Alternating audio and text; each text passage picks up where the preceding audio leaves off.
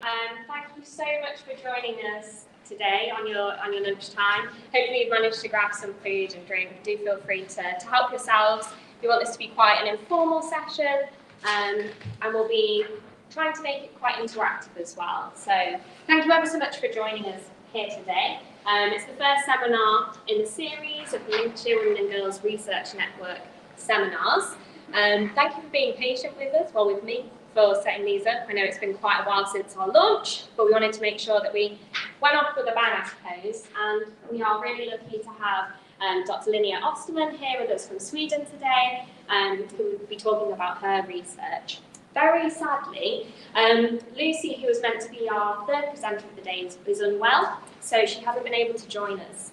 But I will be sort of exploring how we can think about recovery within mine and Lindsay's presentation as well, and we'll definitely tie it in. So if you're just here for sort of recovery and addiction aspect, we'll definitely make sure to still acknowledge that within the remit of our presentations. So I presume that because you're here, you've all got an interest or a passion about women and how they're affected by offending and or addiction, and we're very much in the same boat in that regard. So what we'd really like today to do is to sort of shine a light on women's experiences. That might be through lived experience, but it might be through proximity to offending and addiction. And we'd really like the session to be exploratory. Linny and I were talking before we started about how the concepts we'll speak to and their implications for practice are very new and still emerging. And if you're here for us, feel free. Yeah, so we're going to invite, I know we normally leave space to ask presenters questions, and I think that's important, and we'll definitely still allow time for that. But what we'd also like to do, after we've both talked through our papers, is actually ask yourselves questions as well about how useful you found what we've spoken about, the remit within which you might utilise it, whether anything needs changing. We're very open to constructive criticism and development in a sort of co-productive way. So we want it to be useful, productive for everybody, so we're going to use the time towards the end of the session to hopefully achieve that. But I wanted to say as well, just before I welcome Linnéa up to speak, that we want today to be inclusive. We know we've got people joining us online as well as in the room, which is fantastic. This isn't just a space for researchers and academics, it's about practitioners, people with lived experience. And so I suppose to sort of caveat that, I want to just say if we ever use terms or acronyms that are not familiar to you, please do just ask us what it is we're talking about. We'll try to make sure we don't do that and that we explain everything sufficiently. But if at any point we slip up, please do just, ask us what it is. And same for people online, if they'd like to ask anything, we've got somebody managing questions and we'll be able to address those as well. So that's fab. Okay, I thought I'd just as well quickly start by defining desistance. It's a theme throughout the session today, and people tend to be less familiar with it than they do recovery from addiction. And desistance tends to refer to the sort of the lifestyle changes where somebody is stopping offending and stopping reoffending specifically. So desistance is a lot like recovery from addiction in lots of ways, but more specifically for crime. And it features quite heavily in both of our talks. And there's different aspects of it, getting a job, accommodation, employment, and relationships, their improvement. All these aspects sort of speak to desistance and what it is to stop the process of reoffending. So broadly, that's what we're talking about if we're speaking about the desistance process. And we'll hopefully unpack that a bit more and explain it in further detail as we move through our talk. So hopefully that helps clarify the understanding around that terminology somewhat. Okay, so let me introduce Linnéa. So she completed her PhD at the University of Surrey in 2016 and would describe herself, I hope correctly, as a feminist criminologist. Yes. That sounds good. And she's published widely lots of different topics. I've got a few of the titles here. It broadly explores women's desistance. Some of recent publications include A Darker Tale of Exceptionalism, How Punitive Drug Policies Impact Women's Experiences of Desistance in Sweden, Structural Ladders and the Female Desistance Path, and Turning Gender Inside Out, Delivering Higher Education in Women's Carceral Spaces. So Linnéa is currently a senior lecturer at the University of Gothenburg, and she'll be talking to us today about one of her recent papers, which explores the role of emotional capital or resource in women's desistance processes. So I'm going to hand over to Linnéa now and let you take it. Marvellous, thank you so much. Let's see, I'm going to try to put this here and I hope it doesn't awkwardly block. Right, hi everyone. Thank you for being here and thank you very much for having me. Linnéa Österman, based at the Department of Social Work at the University of Gothenburg for the moment, but those of you who know me, which is probably not many in here, but I called UK home for a very long time. The majority of my adult life was spent in the UK, so I've kind of gone back to Sweden and finding this kind of being a tourist in my own country, but that's how I've been based at Gothenburg. I was at the University of Greenwich before here and also at the University of Surrey. So I got kind of quite radically done in the PowerPoint. You see, I started making PowerPoints and just felt this kind of PowerPoint exhaustion. So I felt, hopefully you're going to be able to follow my thread, even though I don't have those. But do please let me know if I speak a bit too fast, which I do sometimes, or if you kind of lose my thread, because I know that might be a consequence of not having any slides. But I also kind of, and it was nice that Lauren brought this up, that kind of, I also want to encourage maybe kind of an informal dialogue, conversation, rather than a monologue, even though it will be a monologue to start with. But of course, we're going to be talking on this theme of women's voices in desistance and recovery. As Lauren kindly and kind of generously pointed out, a lot of my work has been around desistance for women. I also do cross-national comparative work, so I've looked at desistance in different penal cultures. I speak to the title today, the role of social and emotional capital, the role of social and emotional capitals in female desistance, which is from the latest paper that I published. So this is based on this paper that I published in the European Probation Journal in the beginning of last year. Some of you may have read it, the majority may not, and that's absolutely fine. I hope it's not repetitive for those of you that have read it. What a key thing to say is, again, to kind of repeat what I was saying, but this is really a starting point. I see this paper as a way of trying to capture something that I've been wanting to capture for a long time, but wasn't really sure how to do it. So it's more kind of opening up for a potential route rather than having like a firm conclusion on this. So with that in mind, it's really quite a privilege to be in a room where there's a lot of knowledgeable voices that I hope can have opinions or put some feedback around this. So what is this? So I found myself wanting to try to capture that something that I felt that the desistance literature largely, or should we say almost completely, have missed, and that comes through in many of the women's narratives. And when I saw Lindsay and Lauren's work, first actually me and Lauren met at the BSc a couple of years ago, and you were kind of in the starting process of due then, I think, and we started thinking about this. We realised that I think we're kind of onto a similar thinking path, even though we kind of have constructed it in different ways, and we try to capture this. So what is this? Okay, I'll get back to this just in a second. I just want to give a very brief background on the project that this is built on it. So the study, the data is coming from, that I'll talk to you about today, is a follow-up from my PhD. So my PhD study completed in 2016, and that was an internationally comparative study of the female route through crime and criminal justice in Sweden and England.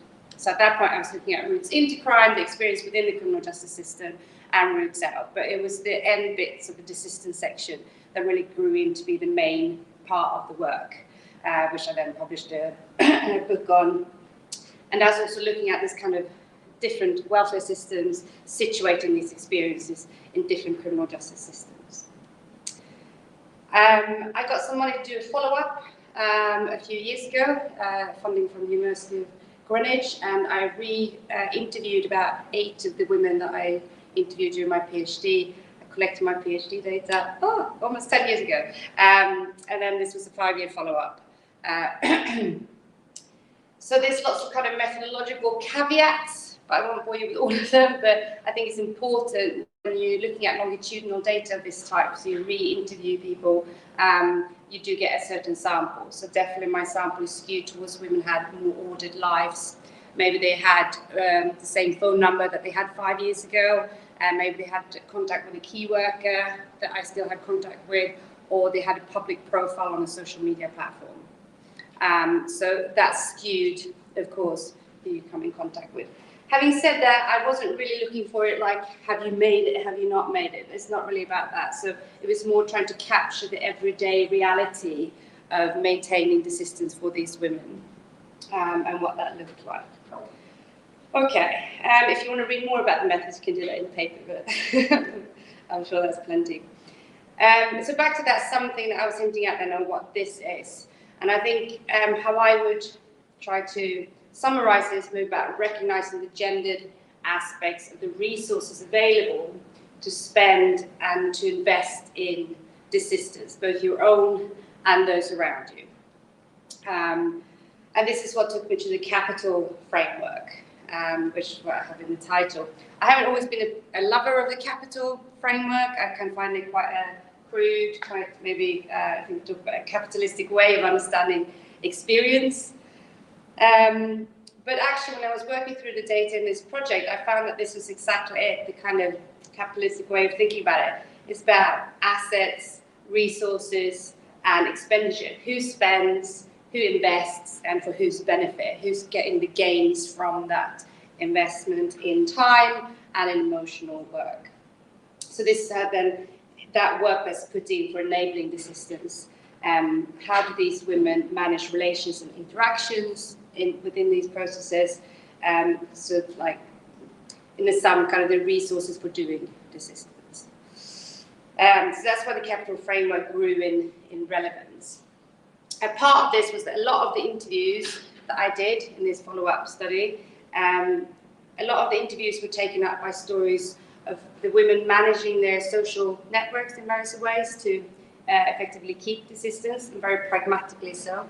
But secondly as well, this was exclusively for the English women, and I'll come back to that in a second. But there's interviews written with complex stories of really quite challenging and traumatic experience within the family setting. So a lot of narrative space was taken up by how they were trying to manage these relations, and within that, how much the kind of emotional weight of that. It came out very heavy emotional cost. So I'll come back to a little bit of data, explain those. Okay, so a fair bit of the material linked to social capital. I found that the social capital per se was inadequate to kind of capture these experiences, and that's why I came to bring in the emotional capital as well. So as I mentioned, the title is both the social and emotional capital, and I'll say something brief about both, even though I think it's the emotional one that's maybe most relevant here today in terms of how the links to June. And maybe also in terms of the recognition, the lack of recognition of this in the literature today. But saying something about the capital side, I don't know how many of you that are familiar with social capital, I assume that most of you are, but it's something that has, of course, actually I shouldn't just make any assumptions, but it's kind of thinking about the social network, and social network is an asset, so it's a capital. It's something that's been quite well explored in the literature. There's a wealth of work around this recently, especially the sort of relational factors and how they impact on desistance. The main point in my data was how the women in various ways managed their networks. So the classic thing was to stay away from the wrong people, but struggling to get in touch with the right people. So the key theme here was just how accessible the social network was to them, but not any network. So a network that was actually also capital. So this is why I said like something that's an asset to them, a network that they viewed to be valuable to their lives and their desistance paths. And the key assets that identified was whether these networks was a form of bridging form of social capital. So bridging bridging forms of social capital are those relations that go across a certain group belonging. And it's contrasted to bonding social capital, which is within group. So it's a group that you already exist in, you have bonding social capital. The group that you kind of step outside of your own group is bridging forms of social capital. And in this data, it was very clear that it was the bridging form of social capital, i.e. whether they had access to a network with different people from themselves. And so we're talking about whether they did people that they didn't share an ex-identity with, an ex-drug user or an ex-offender identity with, which they saw as very valuable to have. And this echoes what we know from previous research in the area. I think Breach Nugent, I don't know if I pronounced that right, and Margaret Schinkel has written about this, that arguing that the more bridging social capital that a desister has, the more likely is that they'll experience relational desistance, that their new identity will be recognized, which will be helpful for them to stay away from committing crime. That said, for those who did have access to this bridging social capital, so that was identified then as a strong enabler of desistance. So it's about developing contacts where they can move on with a different identity, where relational desistance became a reality, if you want to use Nugent and Schinkel's expression. So the other aspect of the social capital model that I found quite useful for the analysis was the fact that it's intertwined with trust and reciprocity. And that's the key aspect for how strong this capital is. And trust, of course, is something that's been problematized for women, especially in the criminal justice system. I'm thinking Rebecca Robin Golander have written about this, both of them. But the challenges of forming trusting relationships with others, which is linked to the experience of violence, which have often been perpetrated by someone in a position of trust. So linked to this, the core aspect of trust and that reciprocity. So for the relationship to be an asset, to be beneficial to you, it needs to be a relationship that's based on reciprocity. So a sense of mutual obligation towards each other. And this is where it kind of often falls in the data. And I find, and I'm in this data, and also I speak more generally from the years where I've done work with women in the criminal justice system, is that support that they describe engaging in is in these closed social networks is often a unilateral direction of support. This is about the women doing the supporting and others being beneficiaries of that support, rather than explaining this kind of mutually supporting network with a partner or with a family, etc. So then the core ingredients of social relations to be an asset, i.e. that it's built on reciprocity and mutual obligation, that kind of falls and crumbles, because it's not these bilateral obligations. So it means that actually for very few of these women, these relations could be understood as being capital. Actually, it was about others using up their resources. And I'm going to come to the emotional capital. And also know this from research with drug use. I imagine there will be quite a few people here that know this better than I do, but I'm aware of some of the studies in Sweden where it's quite clear that female drug users support men's recovery a lot more than what the other way around. That it's, again, there's quite a unilateral direction of support. So again, that reciprocity, the idea of reciprocity, and the lack of it becomes quite important. So to finish off the point of social, I don't actually know how much of what I've been doing time-wise, but yeah, okay, I should be all right. But to finish off this point of social capital formation, and what was a clear theme in the data, and of course this was a very small sample, I must say, is that those women who had very young children, they had an easier access route to the formation of social capital, as in they talked about relations that they really did identify as an asset in their lives. So again, this is the link to then the bridging form of social capital and the link to motherhood. So the role of motherhood on the desistance path has been described in various ways in the literature. But my argument, my analysis will support the argument that, for example, Umar Bar and I think Margaret Schenkel has put forward as well, that this is not about motherhood per se being a desistance tool. The kind of myth of I'm a new mother which means that I've sort of fulfilled this new role, that I don't have any of the needs or desires that I had previous to motherhood. My both tell I've just come off maternity leave myself. But there's this kind of myth, and in some of the literature has been portrayed that there's something core about motherhood that means that it has desistance value. What I found in this data, what the women were describing, was actually for them the most valuable part of this, obviously like in network terms, is that they had an easy access to meeting other people that didn't share their ex-identity. So they had other parents and networks of parents where they not carried this ex-identity of being an ex-drugs user or an ex-desister, and that was really, really valuable to them. They described in really strong terms as opening up a sense of normality to them that they hadn't accessed before. So that's one key argument that I talk about. The other key argument in the paper is this one around then emotional capital. So what is this and how did I come to it?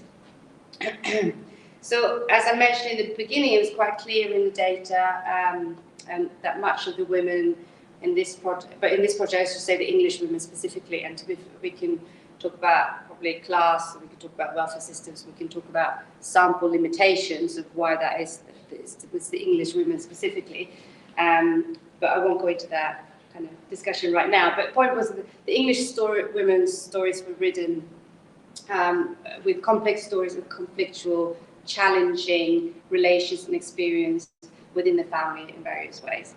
And how they trying to manage this took up a very large space in the interview. It was basically what the majority of the interviews were about. Took a lot of narrative space.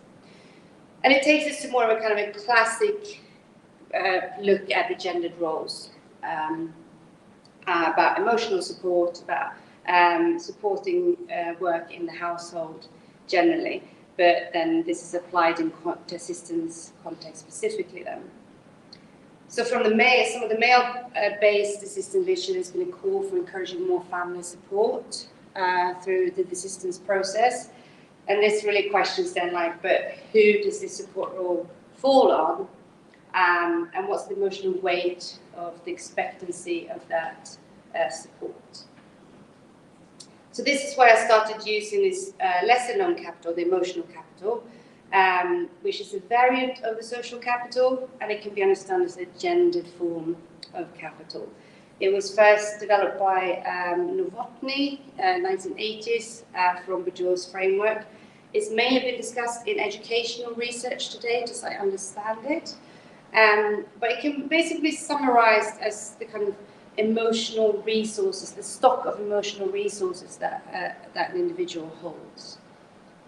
What makes it very distinct from a traditional type of capital is that it is used up in interactions. And you spend it, and it specifically benefits those others that you spend it on.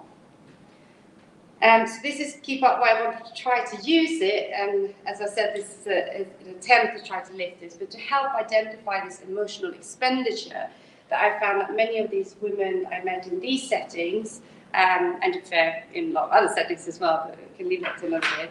But a lot of women, they were engaging in this various type of emotional expenditure of supporting others around them, but which often, but not exclusive, but most times was for the benefit of a man or other close relatives. The way this showed itself in the data was various, but it does go along as a spectrum, as it always does in data. So the situations within the relational frames of the English women in this study, the relations they were managing were really quite extreme. So, for example, experiences that I bring up in the paper include that one woman who was, she was trying to heal relationships with her own mother, who had been abusing with her in the past, but the mom kept rejecting her. She was trying to manage a relationship with a brother who lived in her close community, but kept calling her, quote, a fucking prostitute. At the same time, her son was arrested for child pornography and was imprisoned for sexual abuse of children. So she was trying to support him in prison while at the same time keeping other children safe from him.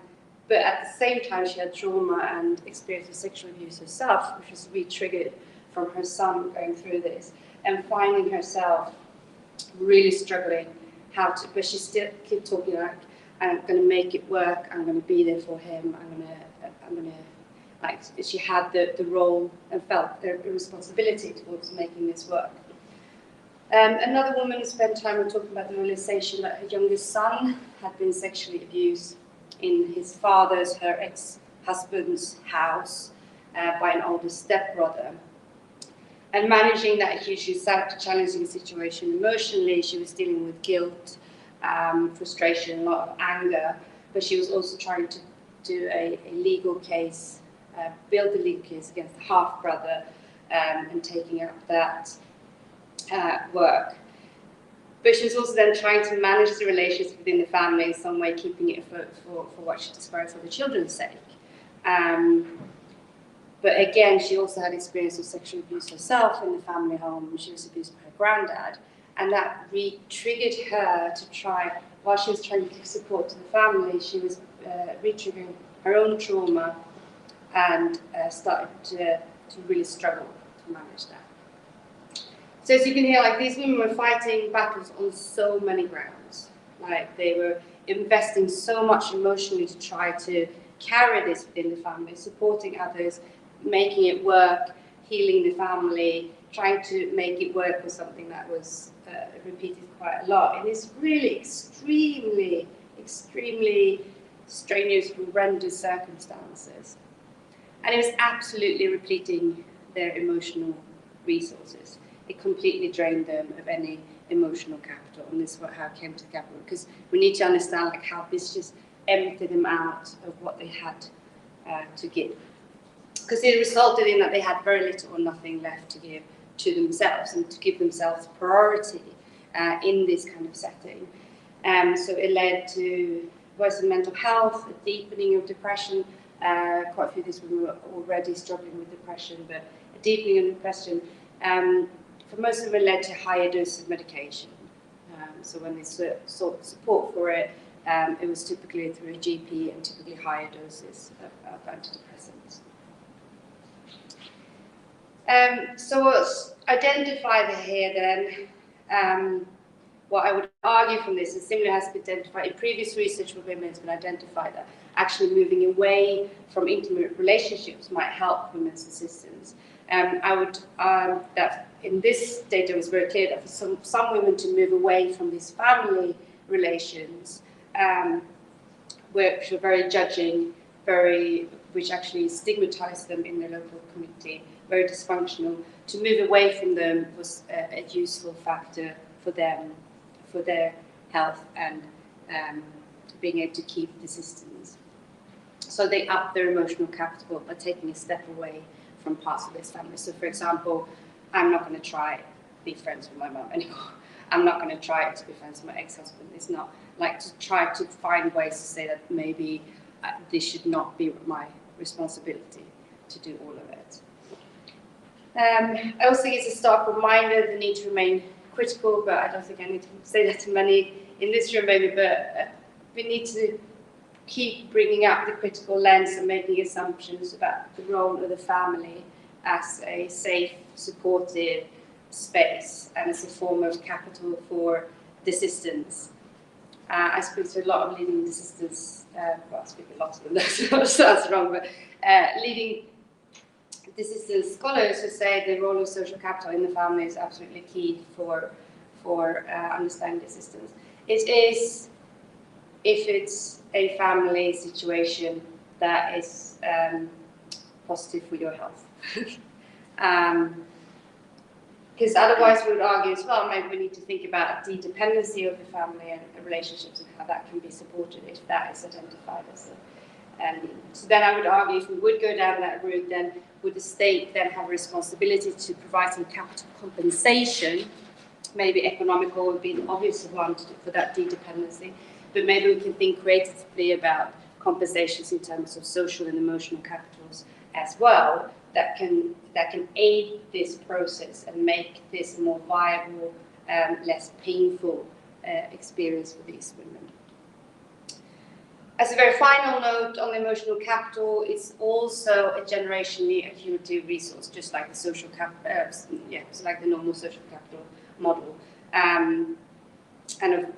So classically, then, if we invest in the women, the whole family and the generation will also be better, because you'll be able to bring in top up the family with more emotional resources. So in brief, that was why I was trying to capture them with bringing in this emotional capital lens to this analysis as a type of sub-tool within the social capital discussion. And I do say again, this is more what it was, and it'd be really interesting now to hear from Lindsay and Lauren, because I think we're onto something very kind of similar, but we're trying to capture it in different ways. But just finding a way of this gendered emotional weight, one way or another, and how that impact on their experiences. Okay, so I think that's around about my time. I did just want to say something more just before rounding up that I've not talked about, which is a core part of my research, and this cross-national comparative section. And we'll see if me and Laura might try to make something happen in the future. But I do feel like it's important to bring back the kind of attention to this. From my previous research, I found that different state systems may be variably good at enabling desistance path for women and generally, but I also think that we need to keep an eye on this broader policy, like gender equality measures, welfare policies, wider social policy are often more evident in the women's stories than specific criminal justice policy. So it'd be interesting to see if we come up with do something bigger, comparable, how we can integrate those. Great, I hope that's not too long. I hope it was interesting. Thank you for listening, and look forward to hearing your thoughts on it.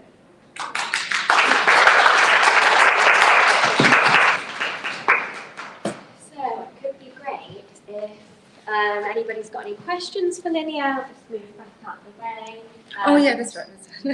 Just for a few minutes.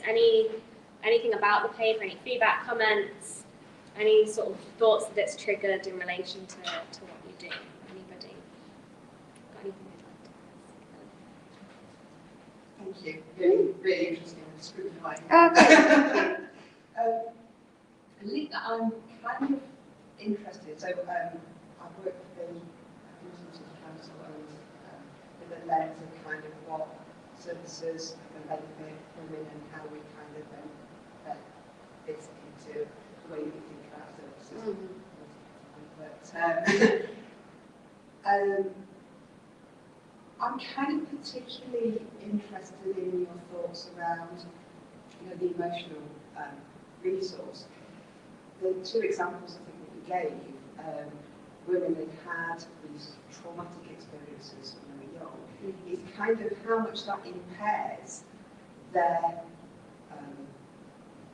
the quantity of emotional resources that they have, whether it's already depleted, because they developmentally, they perhaps have sort of missed out on sort of some of that relationship, understanding kind of, the relational aspect of them to the rest of the world, because of their kind of that neglect and abuse. And I just wonder, it almost feels as though there's a kind of a cycle. I don't know whether you think that's a really interesting, but it's a really valuable point. And I think there was a difference between when I met them in 2012, 2013, when they just kind of started, they just kind of got clean. They had a lot more, they'd kind of rebooted their emotional capital at that point. They were engaging with services a lot. They were getting support around processing trauma. They had both drug and alcohol support systems, and they'd kind of like bumped up a lot. But then also obviously their situation changed in terms of having more kids as well. But I think that's a very good point, because I think I experienced that from my view of it, that they have a kind of on a high then, but then when all of these family things start, they kind of felt they'd come out on the other side of it. But then actually a couple of years later, then they were stood with all of this like new challenges of how to deal with it, and they dipped really quickly. And I think you're absolutely right. I think there's also how much they start, the starting point. But then I also think there's something to say about what happened in between, how short-term the support was, when they kind of like, oh, you're kind of doing okay now, okay, off you go. Because then they'd fallen out of those support networks when all of these things then happened. Their first point was to go to their GP. What I talked to, what they identify, and we talked about like what else could have been, and for them to regain, reconnect with trauma support would have been more helpful than at their medication doses at that point. Because what happened was that they were kind of processing it from an adult point of view when they were the person seeing it happen to their child, or that their child was doing it. They had a completely new perspective on it, where they looked at their own trauma in a new light. And that's what would have been helpful, I think, is that it wouldn't have just been a medical reaction. It would have been, okay, we need to, but even though they had, I guess that was strong, because then on the paper, you had trauma processing 5 years ago and you came out of it, so now it's fine, kind of thing. But actually, we need to recognise that as an ongoing thing that you might need in various points through your life. It's not something that's fixed and then you move on. So. Build that resilience. Yeah, that confidence to, as you then described, to be able to say, actually, I'm not going to try and fix this, but needing kind of to understand that that's okay for them to do that. Yeah, they still struggled with that. They felt it was only like one of the women that had done it talked about it a little bit more, hadn't really cut any, because of the guilt. And there was this assumption that I should want to be, because my children should have a good relationship with their grandmother. So I should put my issues with my mum, issues with this, hard way to put it, but I should put this aside for their benefit because they need a grandmother. But how much are you investing for that, and what, like she just felt guilty around that expectation that she's taken that away from her children, which meant that she kept working on this relationship. But in the end, she was like, okay, I think I've reached a point. I can't do anything else. And then she was kind of grieving that she felt she'd taken the grandmother away from her children. But actually, that, I think, from my point of view, that was a positive thing. Any other questions? Thank you.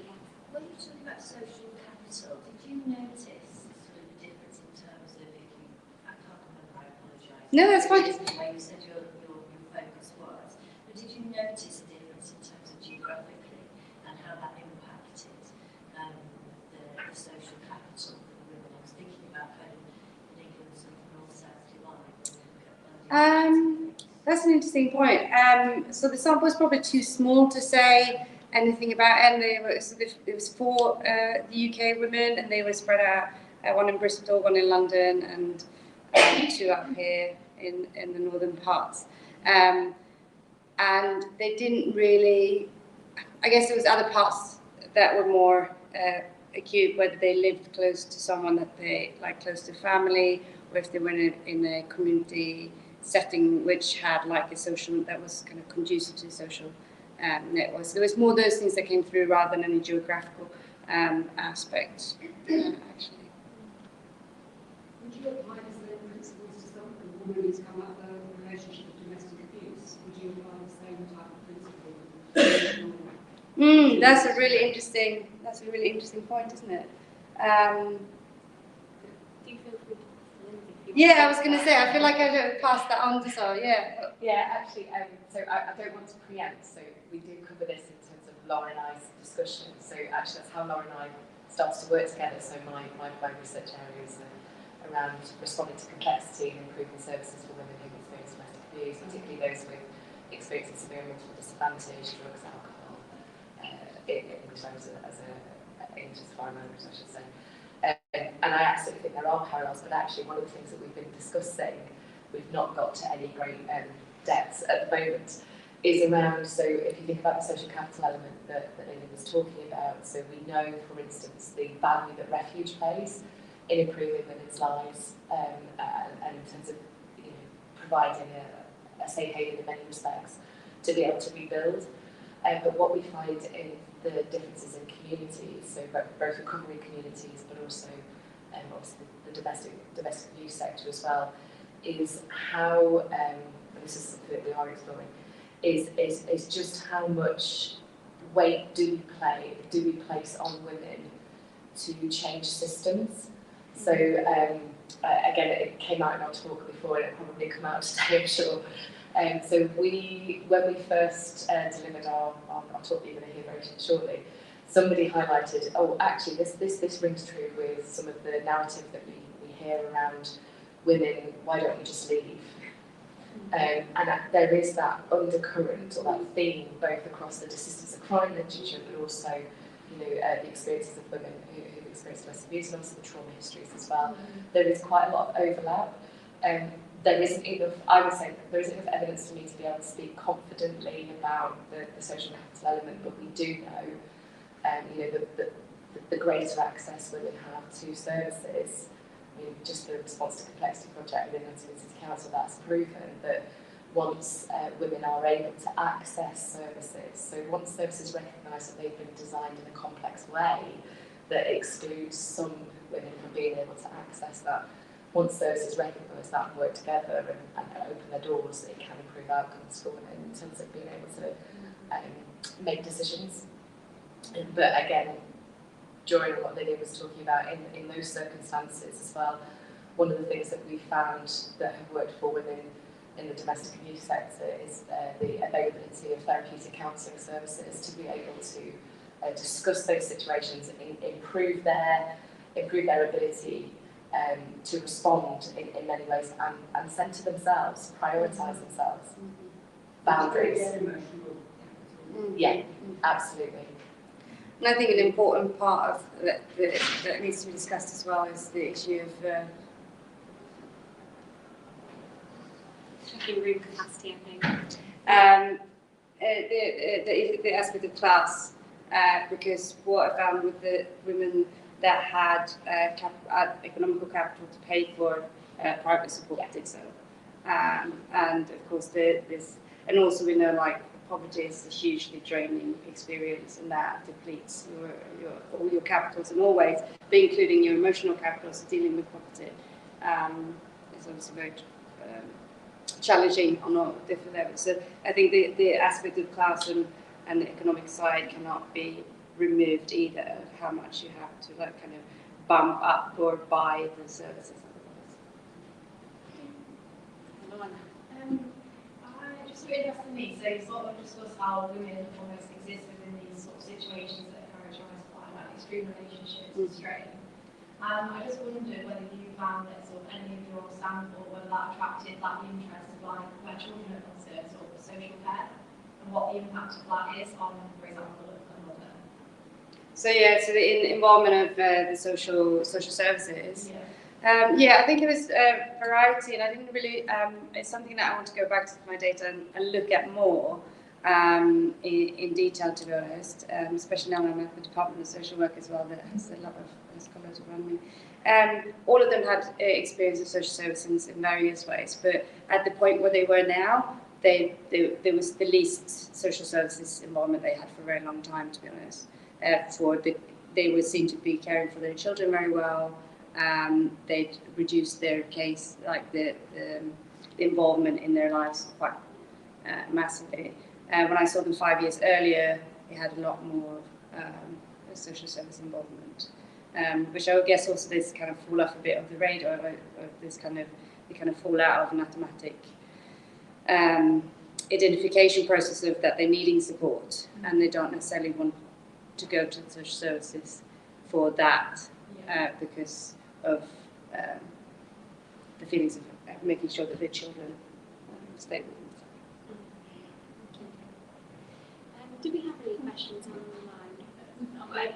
That's fine. probably for that. Oh, yes, I'm so sorry. No, we'll prioritise you because it's great to have you over here. So thank you ever so much for that.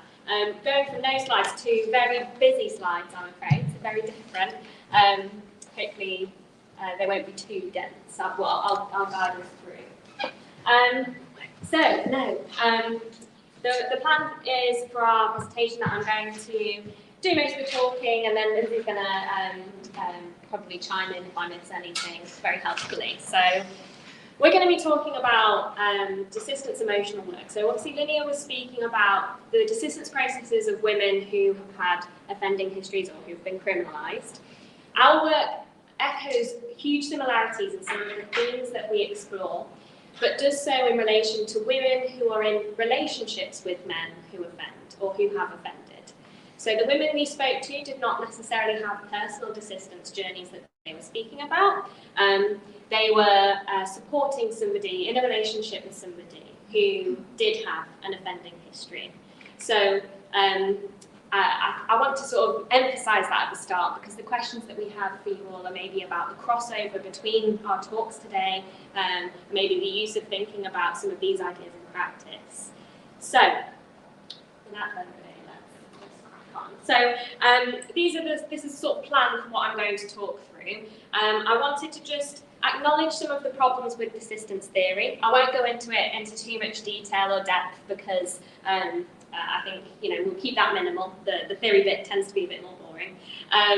Then we'll talk about our research, where we spoke to women who have lived experience of relationships with men who have offended. And we thought about this through a desistance lens, a critical gender desistance lens. We then will introduce the concept that came off the back of the working through these interviews, desistance emotional work, or DEW. And we're going to think about what DEW might mean for practitioners, for policy, and also, as Linnéa sort of caveated, we are at the start of this journey and process, very much open to constructive criticism, feedback. It's not a complete idea or framework. We are working with a charity, Anastasia, in Finland. She's fantastic and has promoted the idea about a sort of toolkit where we can maybe think about DEW more practically. So it's an ongoing conversation and discussion, which we would love you to join in on. So, as I mentioned at the start, desistance is often a staged process. It's broken down into primary, secondary, and tertiary desistance. It's complex because there's no set timeline. Primary desistance can often include temporary lapses in non-offending behaviour. Essentially, when we're seeing somebody start to desist, they might occasionally still offend. And we tend to sort of acknowledge that as part of the early desistance process. Much like in recovery from addiction, we tend to acknowledge that there are lapses and relapses, and that's part of the journey, and should not put people off continuing to try to move forwards. There's been a lot of research on the social aspects of desistance, and that's certainly where my work sits, particularly around marriage and intimate relationships. And generally what it said is that men who enter into intimate relationships, or particularly marriage, tend to do better in their desistance process. It can sometimes offer a sort of hook for change, or a turning point for them. It offers structure, routine and support, and therefore helps them to stop offending. The caveat is that they have to be high quality relationships, and the further caveat to that is that women's sort of experiences of this process had not actually been sufficiently considered up until more recently. The desistance field has got better at thinking about women, and as Linnéa's work shows, desistance research is exploring women's desistance processes now and sort of trying to centre women in the sort of desistance framework, but arguably still has quite a long way to go. So this was really Lindsay's input, because when we started talking about how previous work has sort of overlooked women's role in men's desistance journeys, particularly whilst simultaneously sort of promoting it, what did we need to think about? So we looked to the sociology literature, and we found the definition of emotional work by Strassmans and Broom. And this sort of quote on the board speaks to what emotional work is, and it's an investment by women, often in intimate relationships, Taking the time to listen to others' problems or worries as examples of that, giving advice, taking the load off a partner, showing warmth and appreciation. In other words, a lot of aspects of emotional capital that Linnéa was speaking about.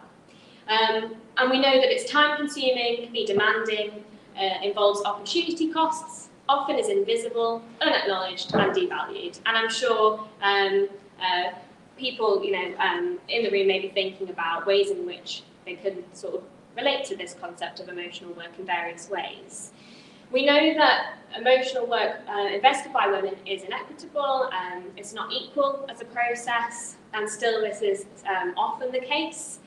So what we wanted to think about was how desistance may actually exacerbate emotional work that women undertake. How might the desistance process of supporting somebody who has an offending history sort of add a layer of weight to what women are undertaking in their daily lives? And I will come back to this point. This is not to say that these relationships are always negative or that women do not value these relationships, but ultimately could support provision be better for women in this position? So not to say that these relationships should have no value, because that's not the case at all.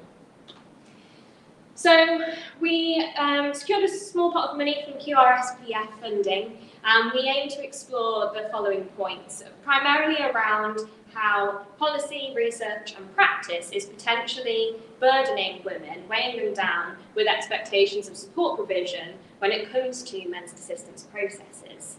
And thinking about, okay, what do we need to understand to start making positive changes in this regard? I hate the next slide. Lindsay's to blame for this one. It's got a picture of me on it. So embarrassing. But it speaks to our methodological process, doesn't it? So we were in the midst of the pandemic still, and we had to recruit participants through online methods. This was really hard, actually. Well, I personally maybe hadn't anticipated. I've done a lot of work with men with offending histories who are maybe much more confident and forthcoming in sharing stories.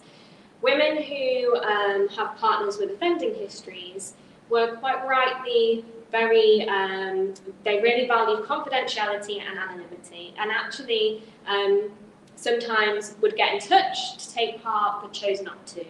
And this speaks to layers of stigmatisation that we'll probably come back and touch on a little bit later on. And also, sorry to jump in there, but also echoing what Linnéa was mentioning around trust as well, so the trust issues. So there was quite a lot of time, Lauren and I did a lot of debriefing, but there were times throughout the research process where I was thinking, don't worry, this is normal, this will happen and it will come again.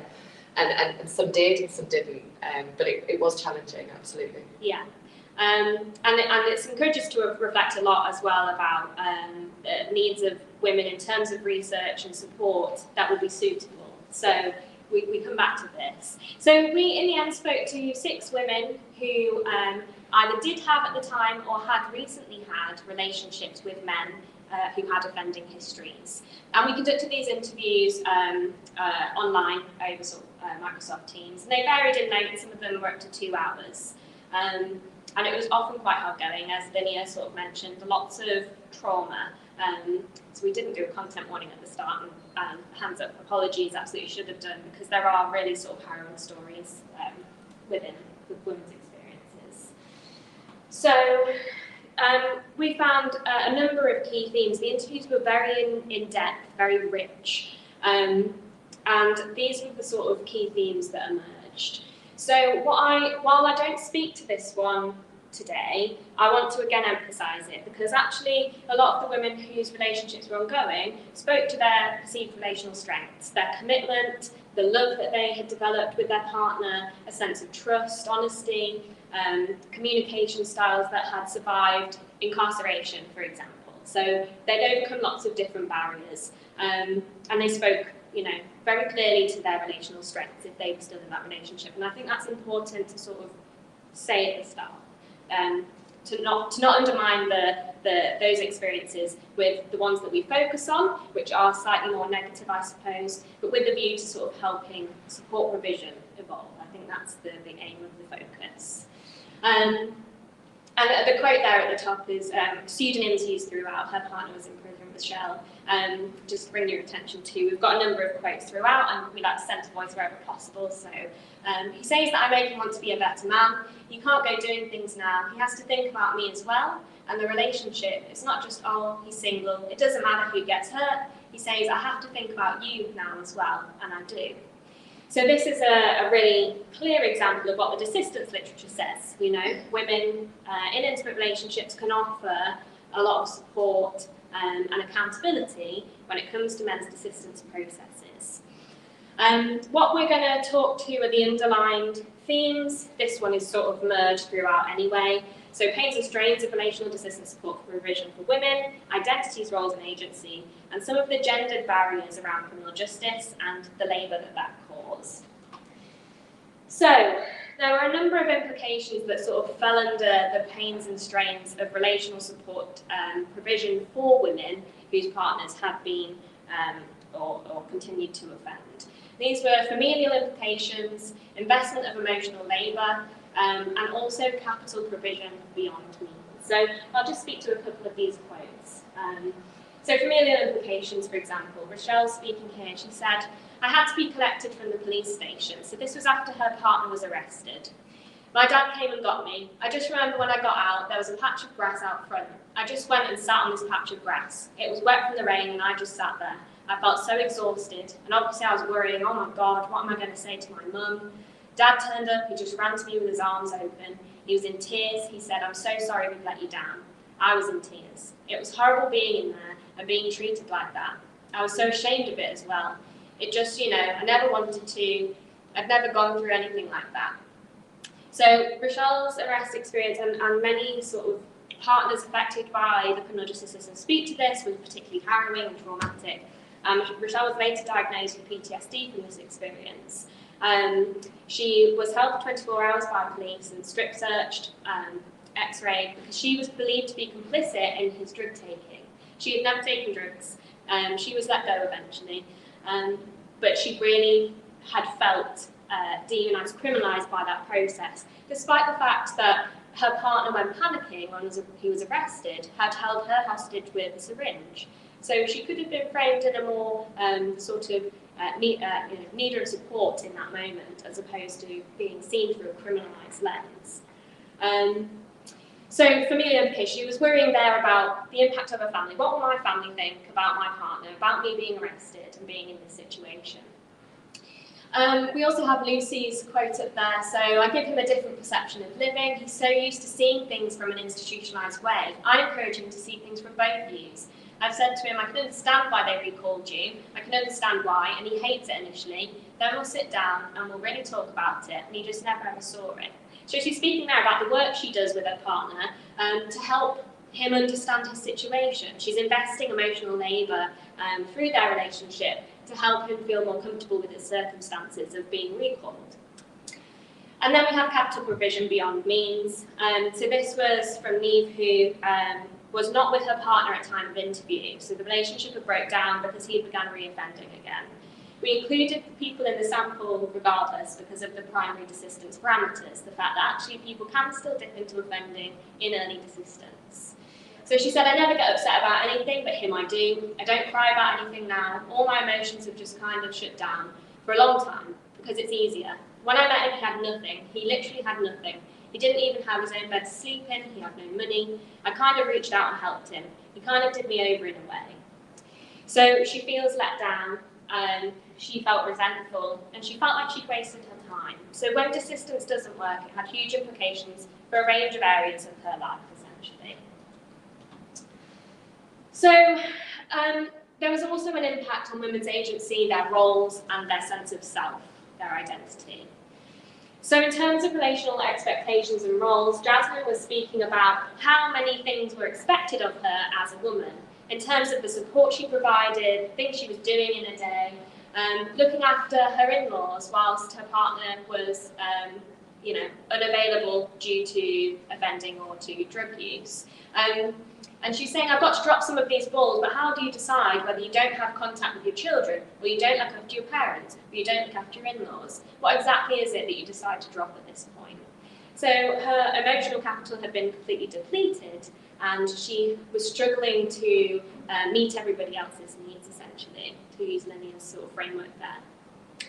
Role conflict and strain, and this is where Clara's talking about having to sort of choose between being a partner and a mother, because of how sort of social services were intervening in the situation. So basically what happened the first time a social worker of the Child Protection Conference came to see me and a partner, together swaggered into my house and just basically went, well, you two have got to jump through fucking hoops.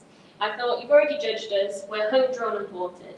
If we'd have come to you and said, we really need to be together right now, you've gone, send the kids to their dad, done, be together if you want. But there's never any attempt to understand or listen, and that's really quite damaging, and just so much judgmental stuff. So that really speaks to the why don't you just leave theme that Lindsay thought about in terms of domestic abuse. And just to continue this theme, there were so many sub-themes within each. There was an effect on self-worth related to power and powerlessness. You know, in that relationship, if he goes out and commits another crime, is it because I'm not a good enough partner? So there's a real sense of thinking about self-worth in the relationship and how if her partner reoffended, would that be because I'm not a good enough partner, because I'm not a good enough girlfriend, did I not do enough? So that sense of risk that sort of hung over the relationship. Do you mind if I just jump in? In terms of Lucy's story as well, just speaking to the self-worth and power, one of the things that Lucy identified wasn't just expectations around her role as both a mother, partner, supporter also as well, but she talked about a very traumatic story of having to go into prison. Just as she was going in to visit her partner, she found out that her partner's mother had died, and she was tasked with the role of telling her partner that his mother had died. But then coming out from that, trying to have conversations, educated conversations with probation workers, she found that she went from being the person that delivered the stories to, you don't know what you're talking about. So constantly being either undermined or and impacting her feelings of self-worth. And then it was also interesting to think about relational validation and intimacy, and there was reflection on the fact that actually maintaining relationship with someone in prison was sometimes validating because the type of relationship was different. It was built purely on communication remotely. It wasn't about body or sort of physical capital women could provide or could engage in. It was very much feeling understood and connected remotely. So this was, it sort of reflected on a sense of self where maybe women had felt not valued previously in prior relationships and had actually found value in a remote relationship where they connected sort of over the phone in what felt like more emotional depth. So that was interesting to think of as well. And then as well, I think particular interest probably for practitioners, thinking about criminal justice barriers and the associated labour of that. Women spoke about the costs of visiting people in prison. Post-prison, they spoke about driving partners to appointments and to pick up scripts. There were huge implications of the criminal justice process that often fell to women as partners. There were also problems with the visits process whilst in prison, and how they weren't sufficient for maintaining an intimate relationship. But numerous challenges that were encountered. And as Lindsay said, these women were sort of well-informed and educated, intelligent women. Rochelle had worked in prisons previously, but she hadn't been there as a visitor, and she found that completely different and very daunting, very overwhelming. It's scary, it's new, there's lots of things you need to learn, things you can do, things you can't. It's just all very new. And this is despite her knowledge as a professional who'd worked in that field. And we also thought about the implications during COVID as well, when it went to remote calls, lack of in-person visits, and the knock-on effects of the relationship as well. Having to be sort of ready to take a call at any moment. And there's been recent changes to the calling system where it now alerts you when somebody from prison is calling, and that's had mixed responses for women in relationships with people who have offended as well, both in terms of sort of positive, that they know it's coming, but also negative in that it can be quite revealing to people around them. If people hear the calls, they're being conscious of being sort of outed by that recorded message. So lots of implications associated to specific criminal justice practice that can exacerbate women's emotional work and labour in supporting their partner's desistance. So we wanted to think about something that sort of helped tie together these experiences without putting them in a box. Very hard to do, but we sort of labelled these, the work that was involved with supporting someone to desist, as desistance emotional work. We haven't put strict parameters around it, that's not the intent. But what it does refer to broadly is the investment of emotional work and the range of supports and capital types that women invest to their partners whilst they are desisting. When the relationship was positive and working well, they tended to find that they got positives back. So if they invested, all of these things and their partner continued to desist, they had a good, healthy relationship. It was reciprocal, and that was positive. But actually, when desistance stopped for any reason, if it lapsed or ended entirely, women were left in a much worse position than they started. They were often depleted financially, emotionally. They felt guilty, and they felt sometimes that it was their fault. So lots of blame. So Jew includes, but it's not limited to, guilt and hope. Hope particularly was interesting. The women, hope is spoke about a lot in desistance literature, but actually hope was quite a burden sometimes. To feel hopeful that things are going to go well, it can hang over people, and we found that with the women and what they were sort of hoping for in their partner's desistance process, but it was quite burdensome, hope was. They had to caregive, parent often solely if their partner was still currently incarcerated, and there are a number of other practical financial implications. Jew also incorporates those identity and agency issues acknowledged. Agency is limited if you're having to constantly wait for a phone call, if you're having to be a solo parent, etc. So thinking about that's important. And it can be exacerbated when women internalise the idea that the desistance is their job, and they're only a successful partner if their partner continues to desist. So we really were thinking, what can we do with this? How can this be helpful? And what we thought was that actually we need to be better in desistance research, thinking about the implications for women, continue to need to do that, but also that maybe policy and practice would benefit from thinking about Jew, and that's in terms of the support that could offer to people with lived experience of these situations. So we wanted to invite practitioners to think about Jew, its strengths and limitations, in how informal support can affect women when it's provided to desisting men, essentially. So these were some of the key recommendations. So confidentiality and anonymity was really important. So in supporting women whose partners have an offending history, this really was key to them feeling safe enough to speak, and it should probably be key in practice as well in some way. Clarity around prison rules, practically, it varies across the prison estate, would have been helpful, and around sort of visiting area support, clear communication. I'm trustee for Partners of Prisoners, and they do fantastic work at supporting families who are affected by imprisonment and making that process a little bit easier. But in terms of sort of national policy and approaches, I think we could do better. Need to feel heard and respected, and actually maybe relational preparation pre-release from prison might be important. Trauma-informed support as well, it almost goes without saying, hopefully. It requires a lot of resources to support someone to desist, and it can obviously be devastating if the relationship does not continue. So more support's needed to empower women, not to ask them to change their relationship, to leave it, to support them to nurture their identities and agency and emotions whilst in this position, particularly given debilitating socio-structural barriers and expectations of women as mothers, as partners. So we wanted to sort of finish with this question.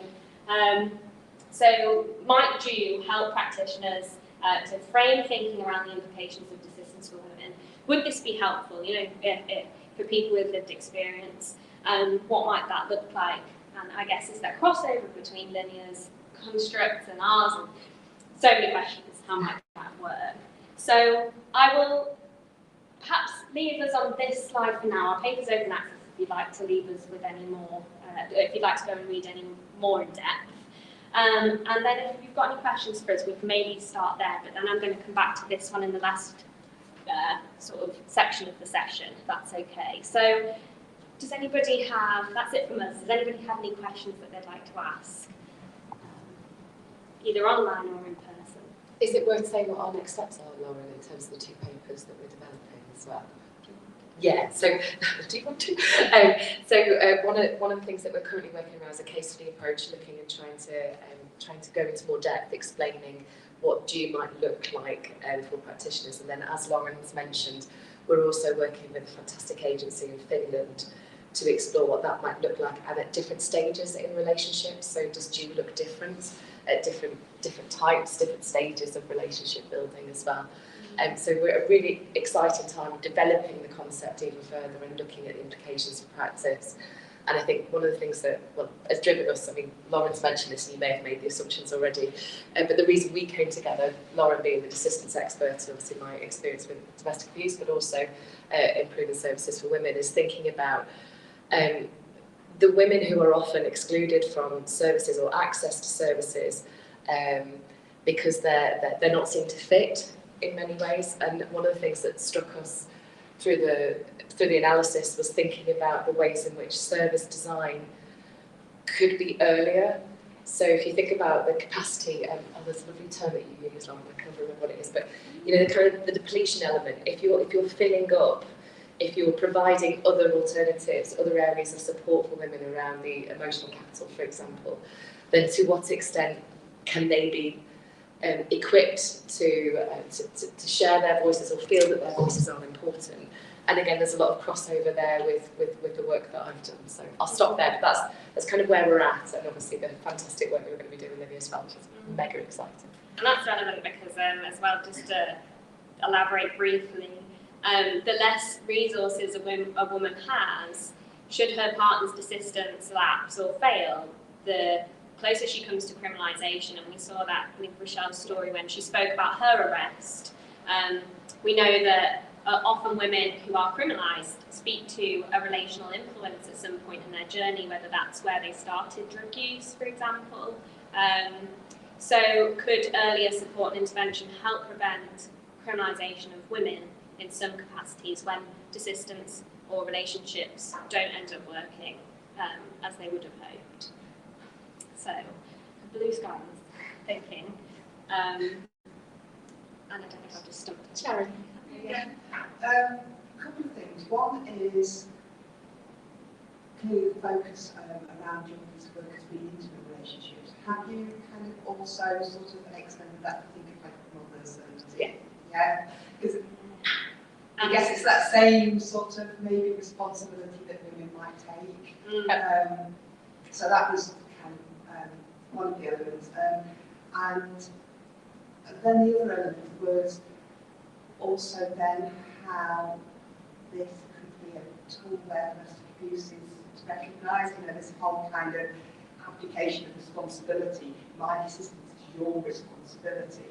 And I worked previously with partners who, women whose partners were on the IDAP programme at probation. And that was clearly kind of quite often came out in that men would come back from the programme and say, you've got to help with my homework. And I wondered whether, you know, again, a cooking app. Yeah, Sharon, that's so cool. So I'm glad you picked up on both those elements. So definitely, yes, in terms of roles, that's the piece of work that we are continuing with Finland, but also keen to do with others as well. So we're keen to look at what the differences are in terms of role. The second element in terms of thinking about desistance and responsibilisation of men's desistance, that is what has driven us as feminist researchers. So in many respects, what we want to do is equip, from my perspective, and Lauren can jump in, but from my perspective from supporting women is to equip women to be able to make choices, to increase their agency, And the way in which I know from, and again I have to re-emphasise this, that not all relationships are abusive and not all the women that we spoke to were in abusive relationships, absolutely not. But for those women who may be in that situation, to equip them so that they have better access or know where to go and who to go to, so the kind of signposting element. But fundamentally driving this for us is about responsibilising men for their own desistance. Do you want to add anything? I feel really passionate about that, sorry. No, I'm glad you did. And the roles one's really interesting, and Anastasia prompted that. She thought too was, and has spoke to us some stories. They support both families and women incarcerated, men incarcerated, so we've got quite a broad reach. And yeah, the impact of due may vary dependent on offence type, dependent on type of relationship, mother, sibling, partner, whether or not the relationship was prior to prison or started once the person was in prison. Lots of different ways in which actually due might look different, which is why we're not looking to necessarily list it as a specific thing, but maybe to think about questions that might help unpack what due looks like for different people, potentially. So from in the language that that you and I work with, Sharon, for me it was kind of safety planning as well. So it's kind of like thinking about those broad questions that might inform some conversation. And just on the Finland work, it's worth mentioning as well that, as Lauren was saying, we are continuing this research. We intend to hopefully complete the early data collection in May this year, and we are organising another return event. So there'll be another event here at the university in July with our Finnish partners coming over as well. So you'd be more than welcome to come along then, so I'll keep you informed. Yeah, communication will be more frequent now. We've kicked off again. So yeah, absolutely. Any other questions? Yeah. There's a lot of similarities, isn't there, when women take a caring role with their partners, partners, for example, with cancer. All of those things that you say resonate with me particularly. And you think all of that resilience, you have to find the emotional capital involved in that. And not quite the same degree of blame, but when cancer comes back, there's a sort of hidden agenda that that's your fault for not looking after properly. And all of those things. So whilst this is obviously about something different, there's a lot of implications for this type of research, isn't there? Absolutely, yeah. And again, I didn't speak about this at the beginning because I didn't want to take up too much time with it, but that was really what drove the establishment of this network. So the piece of research that myself, Lauren Hall and Lauren Smith did for the Safer Lincolnshire Partnership, there we go, around developing Lincolnshire Women's Strategy. Actually, a lot of that really identified some of these common themes and the need for this network. So when we first started, there was a lot of confusion in the university, kind of, oh, this is a criminal justice network. Actually, it's not, because of all of the reasons that you've just mentioned. These are issues that intersect across women's lives. And so we're really keen to connect both social health and also criminal justice policy, to think more broadly. Because I think by doing that, you can, from my perspective, improve services for women. And as Lynn said, in terms of macro thinking and gender critical lenses over sort of welfare policy, more broadly, it definitely spans beyond criminal justice. And next time we'll probably move a bit further away from this as a topic. And just to say as well, apologies that we don't have Lucy here, and we hope she gets better soon. But could it also be a relevant concept for thinking about recovery from addiction and supporting somebody through that process? I was going to say, I find it quite interesting as well. At what point does the work that women do? At what point does that take over to be unrealistic / when does that become abusive? And how does that from maybe a practitioner perspective, how can you equip practitioners to sort of recognise that? Because obviously you say on the one hand we've got to support women in their decision. If they get a lot back from that relationship, that's their decision. The last thing they don't want someone to say is, well, you should leave it.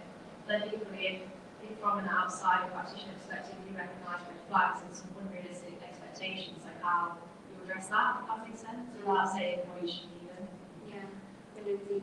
Yeah, I think with that one, I always go back to the original point anyway. Obviously, you can identify, you can try and work with women to improve their safety if you recognise that area, but fundamentally this comes down to women's agency and hearing their voices.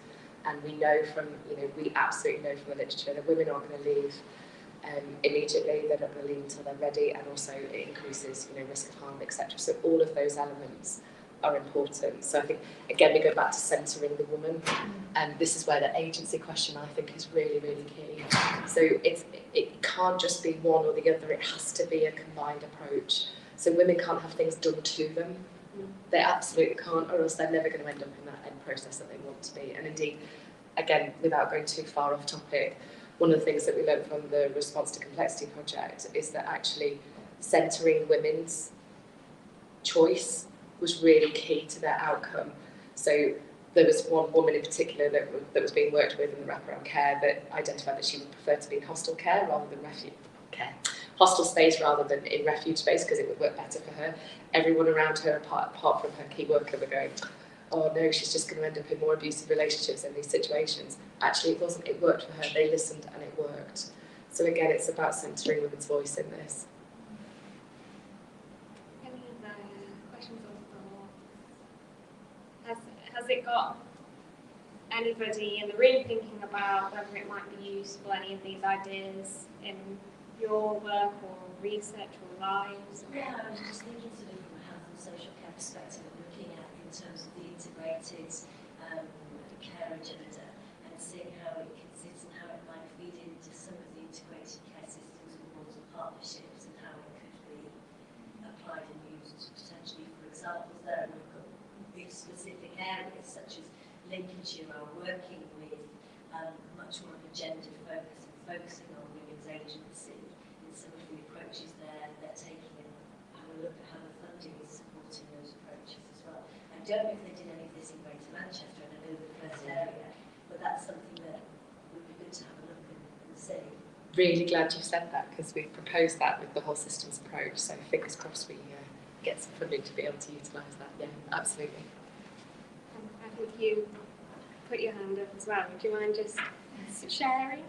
Yeah, sure. I mean, it's just, informed thoughts, but it kind of taps into what was suggested before about whether the role of mothers, sort of keeping people involved independent, thinking about wearing sort of other hats, clinical supervisor within the harmful sexual behaviour team, within camps, and thinking about the role of mothers with their own young people while engaging in harmful sexual behaviour and the emotional toll and the kind of interactions with professionals and services and everything else. So it's just kind of sparking ideas. So I think I absolutely agree with you, and one of the things that struck me, and again taking lessons from elsewhere, is we encourage in the domestic abuse field to ask the question. Well, here it strikes me, ask the question. Are you supporting somebody who's desisting from crime? Asking the question, perhaps not in those terms, we learn how to ask the question. And then once you've asked the question, what support's there, what signposts, what flags, what things can you do in practice that might support women in that situation with full knowledge. So again, it's about raising awareness for me of desistance in many ways, and the fact that it is staged. So what's a stage? There are different stages of desistance, and recognising that in the same way we've done a lot of work encouraging services, whether that's in housing or elsewhere, to understand that it's not a linear process out of an abusive relationship. Again, in this instance, perhaps doing more wider raising awareness of desistance in other services that aren't criminal justice, to be able to understand and pick up some of these issues. Just the way I think. Yeah, and just speaking to the theme as well, I'm doing work with the prisoners at the minute with their family forum around Well, I think a bit longer. can be, but What probably time take is at it? the end, a couple of minutes. So we'll About just 42? yeah. Thank you. And the prison houses mainly vulnerable people convicted of sexual offences, I think is the term at the minute. And the family forum there is comprised solely of women, and actually offence type may change due. So if a partner's convicted of a sexual offence, it seems to be changing the weight and the type of due, particularly in relation to the criminal justice system and the barriers as well, and the stigma. So, yeah. I wonder as well, kind of just thinking back to my thoughts when you were talking about your work, is whether or not there's a link here with women that might be particularly vulnerable to doing this emotional work. And by that I mean that they are givers, and therefore those relationships might form. I don't quite know where I'm going with it, but I'm just thinking that, you know, we kind of know that some women sort of gravitate towards people that have these needs. They might not be the best place to support them. They might not be, and kind of whether or not there's any way of thinking about that as well. Yeah. Anastasia raised that, didn't you? Yeah. Yeah, and when people don't have sufficient resource and are trying to invest, I guess, much like the emotional capital, when people have had traumatic backgrounds, whatever it might be, and are not being topped up maybe by services or support systems around them, it leaves them in really further vulnerable positions. Potential risk of criminalisation. And literature tells us that from a women's offending point of view. So, yeah, I suppose it's what we could do in respecting women's agency, but also allowing, ensuring support provision is available at the right time. It goes hand in hand with social capital as well, obviously, like how much do these women have just in their personal network in terms of having conversations about having other perspectives on that relationship, having quite a rich network where you can get that day-to-day chat about, okay, this is happening, and sometimes have someone else saying like, well, that sounds like you're doing a lot, you know. So if there's very little social capital around the woman and she doesn't have that immediate network, that can of course limit the amount of perspective that's on that. Which we know also goes with levels of class. And recovery from addiction are hugely social networks, hugely influential. So thinking about social networks and social capital could be a really good start, I suppose, for thinking about support. We are running out of time. Were there any questions online? No. Okay. Well, there's plenty of food and drink left, so if you'd like to just stay in network, I don't think the room's booked after us. I'm just presuming. Okay, Crash. So thank you ever so much for coming. We really appreciate your time. We hope it was useful. Thanks very much.